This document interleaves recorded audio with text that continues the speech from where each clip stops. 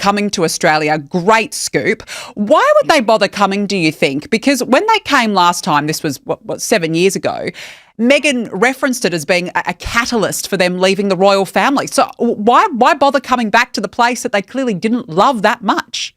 On the morning of March 18th, 2026, as Harry stood on a stage in Sydney charging Australians $5,000 a seat to hear him speak about mental health, Prince William was in London, reading the reports, looking at the ticket prices, and by all accounts that have reached trusted royal journalists in the days since, absolutely livid. Not the measured, institutional disapproval that William has learned to deploy in public. The private fury of a man who has spent years watching his brother use the royal name, the name they share, the name their mother died for, the name William has pledged his life to protecting as a commercial product, as a ticket price, as a VIP access package, as a $15,000 meet and greet for the wealthy who can afford to put a price on pain. And what has tipped William over this particular edge is not just the ticket prices. It is something considerably more specific and considerably more damaging than that. The Australian tour that Harry and Meghan have been conducting this month has been billed as a mental health advocacy mission, a humanitarian effort, a continuation of the Invictus spirit, the reaching out to people in genuine need, the offering of something real, the using of their platform in service of others. What the numbers tell a different story about. What the security arrangements tell a different story about. What the promotional material tells a different and particularly troubling story about. And Prince William, with the formal institutional authority that was transferred to him on March 14th, 2026, has been making sure that the people who need to understand that story, in Australia and beyond, are getting the full picture. Today we are going to give it to you. The ticket prices and what they mean for a couple who have built an identity around accessibility and mental health. The security bill and who is paying it. The promotional strategy and the specific element of it that sources close to William describe as the thing that crossed every line. The legal questions being raised in Australia about the charitable status of these events. And what William has done about all of it. We are going to take our time, because this is a story with more layers than the headline captures. So settle in, and let's begin. Let's start with the event itself, because understanding exactly what Harry and Meghan were selling in Australia is the foundation of understanding why the reaction has been as severe as it has been. The Sydney event, billed as the Elite Charity Summit, took place on March 17th, 2026. Harry was the headline speaker. The stated purpose was mental health advocacy, connecting with Australian communities, building on the work of the Invictus Games and the couple's broader wellness platform. Those are noble stated purposes. Mental health advocacy is genuine and important. The Invictus Games, whatever the controversies that have surrounded it in recent months, remains a legitimate and respected initiative. Nobody who follows Harry's work disputes that he believes in what he says about mental health. The conviction appears real. What the ticket pricing structure reveals is something more complicated than a genuine advocacy mission. Standard admission to the Elite Charity Summit was set at $5,000, not $500, not $50. $5,000 per person for a standard seat. VIP packages, which offered private interaction time with Harry and Meghan, were priced at $15,000. Read those numbers again. $5,000 for standard admission to a mental health event. $15,000 for the premium experience. The median annual income in Australia is approximately $67,000. A $15,000 ticket to a mental health summit represents roughly 3 months of an average Australian worker's pre-tax earnings. A $5,000 standard ticket represents about a month. For a couple who have built their entire post-royal identity around the importance of accessible mental health support, around the idea that help should be available to everyone, that the stigma of needing support should be stripped away, that the barriers to accessing mental wellness resources are themselves a crisis, The barrier erected at the door of their own Sydney event is a contradiction of a particular and difficult kind. William's response to these numbers, as described by sources close to his inner circle to trusted royal journalists, was unequivocal. He has reportedly described the pricing model as turning mental health into a luxury commodity, available in its premium form only to those who can afford to spend a month's salary on a ticket. He is said to have told senior advisors that this is not advocacy. It is a business model wearing the clothes of a noble cause. Now, if you are watching this for the first time and you want to follow this story as it develops, and it is developing quickly with the Australian leg of the tour still underway, please subscribe right now. We cover the royal family in the depth and detail these stories deserve. Hit subscribe, turn on your notifications, and every new video comes straight to you. Let's talk about the security arrangements. Because this is the dimension of the Australia situation that has produced the most immediate and most concrete public controversy, not among royal watchers, but among ordinary Australians paying attention to where their tax money is going. Harry and Meghan's Australia visit has been accompanied by significant security arrangements.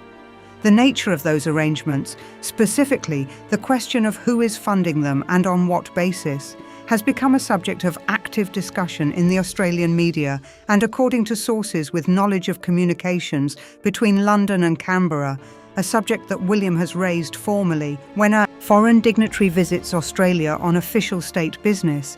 The cost of their security is covered by the Australian government. That is standard international practice. The Australian taxpayer funds the protection of visiting heads of state, senior government officials, and members of royal families attending in an official capacity. The question being raised in relation to Harry and Meghan's current visit is straightforward. Are they visiting in an official capacity? Are these events official engagements, or are they commercial events, private for-profit speaking appearances that happen to be attended by someone who carries a royal title? William has, according to sources familiar with his communications with Australian authorities, made his position on this question entirely clear. The Duke and Duchess of Sussex are in Australia as private citizens conducting private commercial business.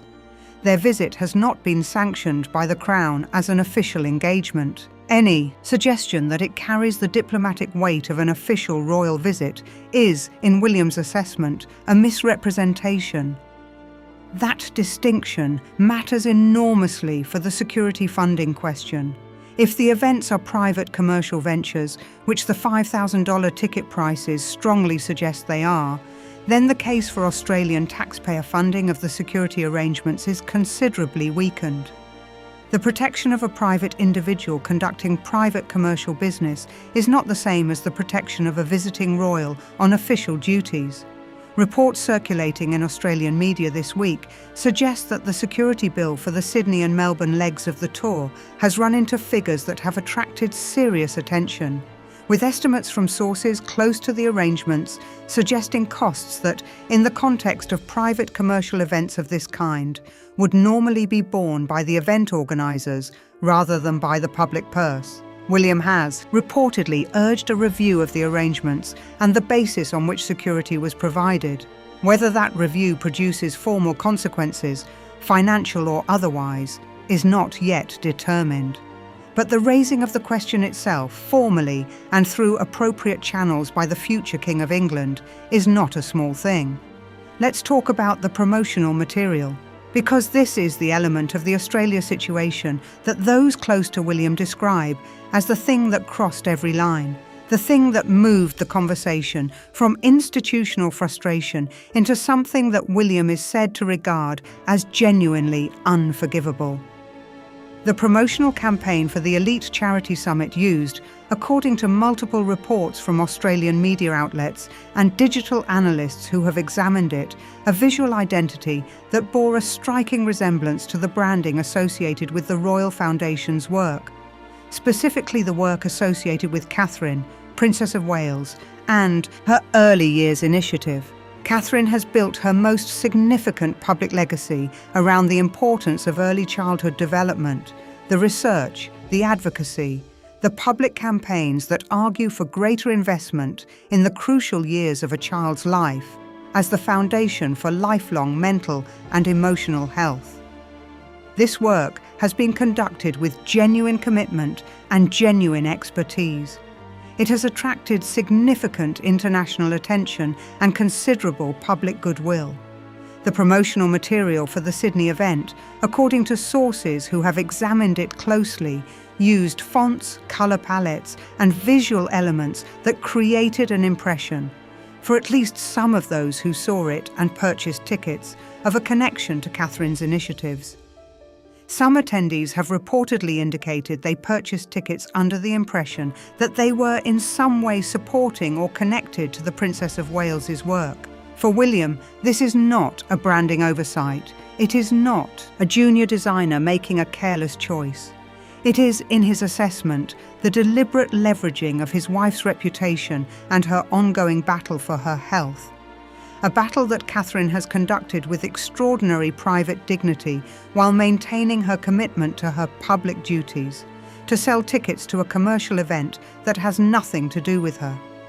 Catherine has chosen silence and service. She has not spoken publicly about what has unfolded in Australia this week. She has not engaged with the controversy. She has not sought the spotlight in any of the ways that would be available to her. William sees the deliberate echo of her branding in the Australian promotional material as an attack on that silence, as the use of his wife's good name to generate revenue for a private commercial venture at the very moment she is fighting the hardest personal battle of her life. That is not a small thing to forgive. And by the accounts of those close to him, William is not currently in the business of forgiving it. Let's pause here. We are at the midpoint of this story, and the legal and institutional dimensions ahead are the ones that matter most for what comes next. If you are following this story and you know someone who would want to understand it properly, please share this video with them now. It takes just a moment. Thank you. Let's talk about the legal questions being raised in Australia, because the controversy around this tour has moved beyond the realm of public opinion and into the territory of formal regulatory scrutiny. Australian law governing the conduct of charitable and community events is specific and enforceable.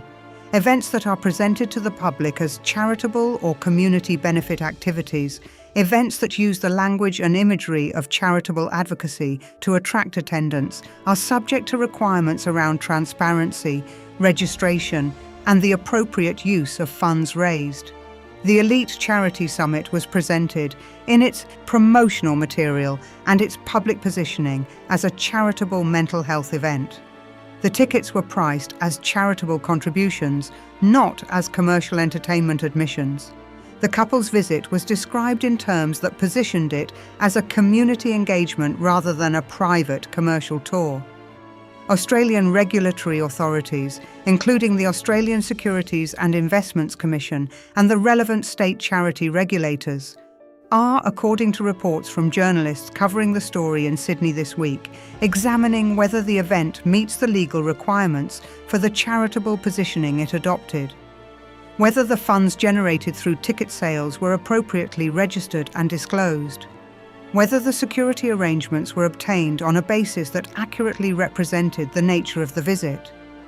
These are formal legal questions with formal legal consequences if the answers are not satisfactory. The baseline penalties available to Australian regulators for charitable compliance failures are significant, and the involvement of a visiting foreign national in the context of arrangements that may not have been transparent about their commercial nature adds layers of complexity that the organisers and the Sussex team are now working through. William's formal communication to Australian authorities, clarifying that the visit is not state-sanctioned and that any suggestion of official royal patronage is a misrepresentation, has been described by sources as a deliberate and specific intervention designed to ensure that Australian regulators have accurate information as they conduct their examination. Whether that examination produces formal penalties, required repayments, or other consequences is not yet determined. But the examination is real. The questions are live, and the Australian public, which is not known for its tolerance of perceived exploitation by wealthy foreign visitors, is watching the answers closely. The public response has been substantial. Social media in Australia this week has been dominated by commentary about the tour, the ticket prices, and the security funding question. The sentiment, particularly in the context of Australia's current cost of living pressures, which have made the idea of a $5,000 charity ticket price particularly jarring, has been overwhelmingly negative. The demand from ordinary Australians that the security costs be repaid to the public purse is not a fringe position. It is being expressed by hundreds of thousands of people across multiple platforms. Now let's talk about Princess Anne, because she is not a passive observer in this situation. She is, by the accounts of those who work alongside her, the most vocal voice inside the palace on the question of what Harry's Australia activities represent for the institution. Anne has spent 5 decades conducting royal engagements without a fee. She has attended events in difficult conditions, in unglamorous settings, without the apparatus of professional management and PR strategy and VIP packaging that surrounds Harry's Australia appearances. She has done it because she understands that the service model of the monarchy, the idea that the royal family gives its time and presence freely in service of the people, is the thing that gives the institution its legitimacy. The contrast between that model and a $5,000 charity summit is not one that Anne processes with diplomatic equanimity. Insiders describe her as using the language of institutional betrayal when she discusses what Harry has done in Australia. Not personal betrayal, the deeper kind, the betrayal of a principle. She is reported to have been one of the most consistent voices in King Charles's ear throughout this week, making clear that the institution cannot allow the Australia situation to pass without formal response, that the failure to respond clearly would itself be interpreted by the Australian public, by the international media, by the people who rely on the monarchy's credibility, as a form of endorsement. Charles, in this situation as in others, is in a position of impossible difficulty.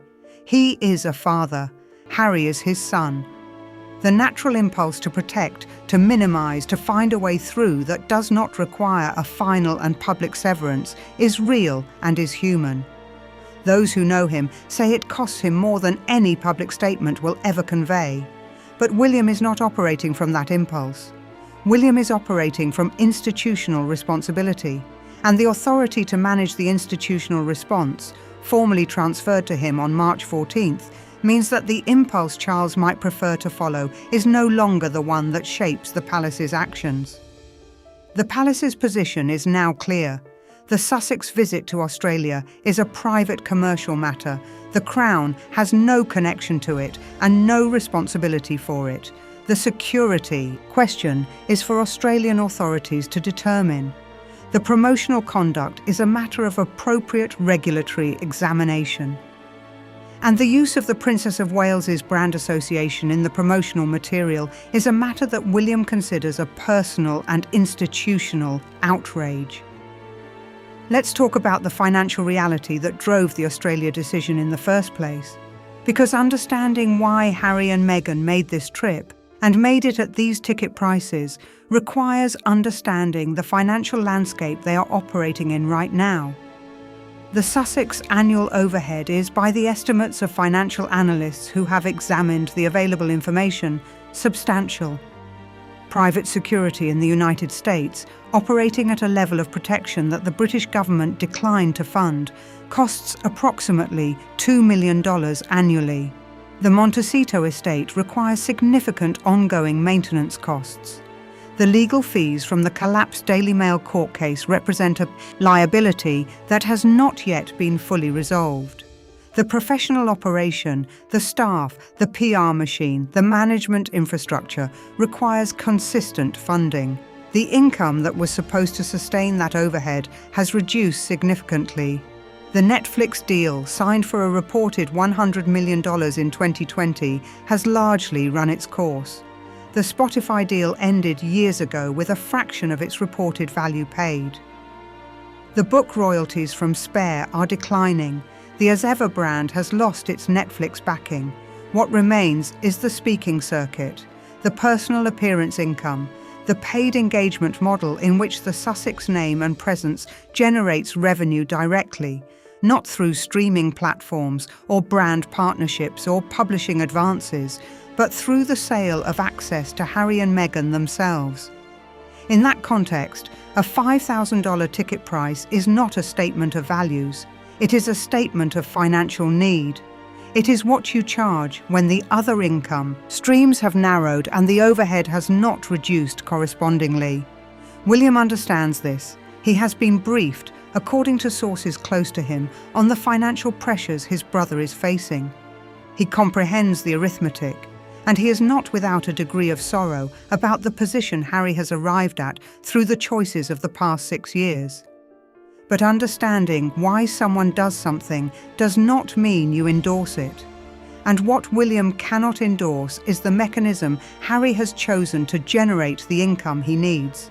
The using of the royal name to command premium pricing, the positioning of commercial events as charitable missions, the leveraging of the Princess of Wales's reputation as a marketing tool, the securing of taxpayer-funded security under arrangements that may not have been transparent about the commercial nature of the visit. Each of those elements, on its own, would represent a concern. Together they represent something that William, with the institutional authority he now formally holds, has decided requires active and public response, rather than the private disappointment that has characterised the palace's previous approach to Harry's commercial activities. The era of looking away because looking directly is too painful is over, not because William has stopped caring about his brother, the opposite. Because he has concluded, finally, and with the weight of all that March 2026 has produced, that looking away is itself a form of harm, that the failure to respond clearly is what allows the pattern to continue. That accountability is, in the end, a form of love. Let's end where this story finds its deepest truth. There is a quality to the way Harry talks about mental health, about the importance of asking for help, about the courage it takes to admit you are struggling, about the value of making yourself vulnerable in the service of connection. That is, by the accounts of those who know him, entirely genuine. He believes it. He has lived it. The work he has done in this space has helped people who needed helping. And he is now in Australia, on a stage, charging $5,000 a seat to hear that message. The contradiction is not small. It is the size of the gap between who he says he is and what he is doing, between the person he describes in his advocacy and the commercial operation that surrounds it, between the accessibility he champions and the price tag he has put on his presence. William sees that gap. Princess Anne sees it. The 500,000 Australians who signed the petition calling for the security cost to be repaid see it. The regulatory authorities examining the charitable status of the events see it. Whether Harry sees it, whether the reality of what this Australia trip has produced breaks through the financial urgency and the management apparatus and the protective instinct to believe that the cause justifies the mechanism, is the question that those who genuinely care about him are sitting with. The mask has not fallen. That is too dramatic a way to say it. What has happened is subtler and sadder than that. The gap between the person and the performance has become visible to an audience that previously gave the benefit of the doubt. And William, who has spent years extending that benefit, has decided that extending it further is no longer something the institution he is building can afford. The tour will conclude. The legal questions will play out. The Australian public will form its verdict. And the palace will continue to make clear, in the quiet and formal language of institutional communications, that the Crown is a service, not a product, not a ticket price, not a VIP experience, a service. And it is not currently available for sale in Sydney or Melbourne or anywhere else. Thank you so much for watching today all the way through. This is one of the most significant stories of the Sussex chapter, and we are grateful to everyone who stayed with it to the end. If it gave you something to think about, please leave a comment below.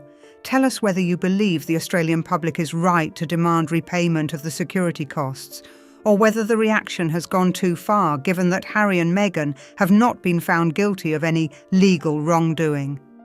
We read every comment, and if you are not yet subscribed, please do it now. Click subscribe, turn on your notifications, and we will see you in the next one. Thank you. We will see you soon.